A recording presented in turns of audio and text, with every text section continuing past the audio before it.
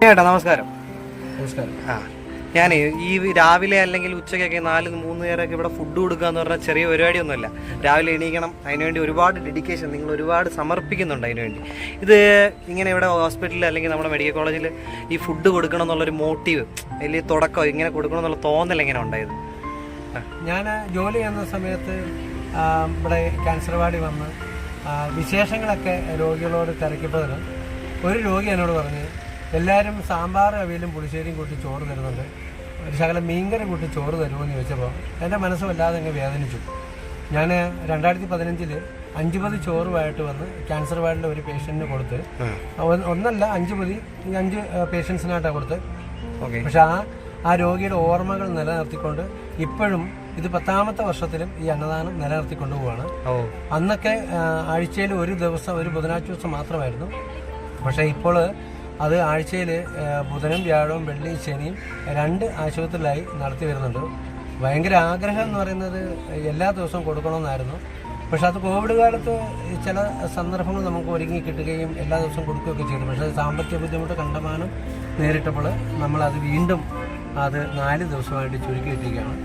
എല്ലാവരുടെയും കരുണയും നന്മയും ഒക്കെ ഉണ്ടെങ്കിൽ തീർച്ചയായിട്ടും നമുക്കത് എല്ലാ ദിവസവും ആക്കാൻ പറ്റും. കാരണം ഇവിടെ ഒരുപാട് രോഗികൾ പല ജില്ലയിൽ നിന്നായിട്ട് വരുന്ന ദുരിതം അനുഭവിക്കുന്ന ഒരു സാഹചര്യം നമ്മൾ കാണാറുണ്ട്.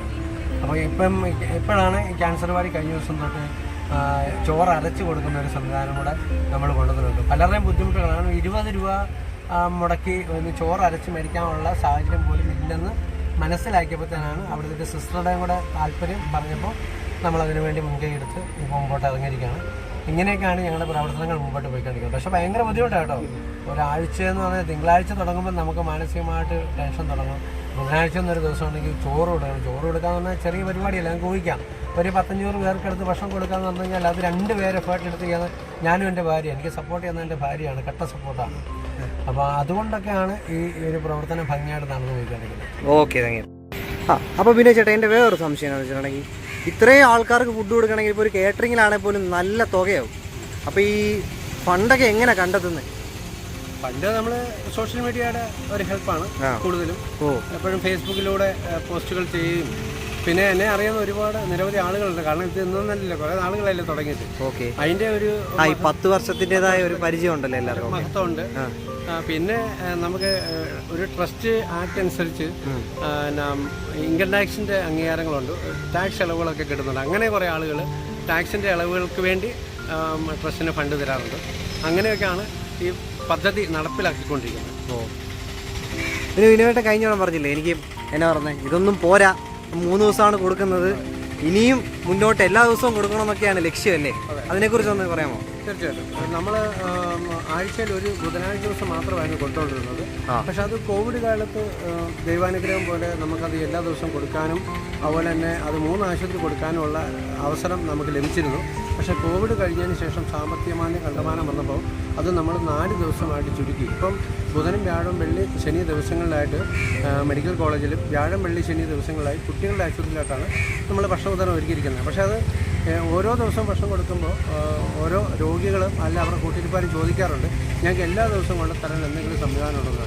എനിക്ക് ആഗ്രഹമുണ്ട് ചെയ്യണമെന്ന്, പക്ഷേ സാമ്പത്തികം എനിക്ക് അനുവദിക്കാത്തതുകൊണ്ട് ഞാനത് 3 ദിവസം അല്ലെങ്കിൽ 4 ദിവസമായിട്ട് തുടർന്നുകൊണ്ടിരിക്കുകയാണ്. പക്ഷേ ഈ വീഡിയോ കാണുന്ന നല്ല മനസ്സുകൾക്ക് ആർക്കെങ്കിലുമൊക്കെ നവജ്യോതിയെ സഹായിക്കാൻ മനസ്സുണ്ടെങ്കിൽ തീർച്ചയായിട്ടും ഇത് 3 ദിവസം എന്നുള്ളത് 4 ദിവസം എന്നുള്ളത് എല്ലാ ദിവസവുമായിട്ട് തുടരും. ഞാനും എൻ്റെ കുടുംബവും അല്ലെങ്കിൽ നവജ്യോതി കുടുംബവും ശക്തമായി തന്നെ അതിൻ്റെ ഈ ഒരു പ്രസ്ഥാനത്തെ അല്ലെങ്കിൽ ഈ ഒരു അന്നദാനത്തെ കൊണ്ടുപോകുന്നതിന് വേണ്ടി ഞങ്ങൾ എന്താ പറയുന്നത്, ഞങ്ങൾ അഗാധമായി ശ്രമിക്കുക തന്നെ. പിന്നെ അത് ഉറപ്പായിട്ടും. കാരണം രാവിലെ ഇപ്പം ഞാനായാലും ഒരു ഹോസ്പിറ്റൽ പേഷ്യൻറ്റിനെ കൊണ്ട് വന്ന ഒരാളാണ്. ഇപ്പം നിങ്ങളുടെ രാവിലത്തെ കാപ്പി എന്നൊക്കെ പറഞ്ഞാൽ നമുക്കത് വലിയൊരു സഹായമാണ്. എത്ര ദിവസം പുറത്തുനിന്നുള്ള വാങ്ങിക്കുക എന്ന് പറഞ്ഞാൽ എത്ര ദിവസത്തോളം വാങ്ങിക്കും. ഇതൊരു വലിയ അനുഗ്രഹമായിട്ട് ഞങ്ങൾ കാണുന്നു. ഏതായാലും ബിനോയ് ചേട്ടൻ്റെ പ്രവർത്തനങ്ങൾക്ക് നന്മയുണ്ടാവട്ടെ, എല്ലാ ആശംസകളും നേരുന്നു. ഒരുപാട് പേര് ഇത് കണ്ട് ഉറപ്പായിട്ട് സഹായങ്ങൾ കാണുമെന്ന് ഞാൻ വിശ്വസിക്കും. സഹായങ്ങൾ എത്തും, ഉറപ്പായിട്ടും എത്തും. നന്മയുള്ളവരെ തേടി ഈ ലോകം ഉറപ്പായിട്ടും എത്തും. ശരി, എന്നാ കേട്ടോ.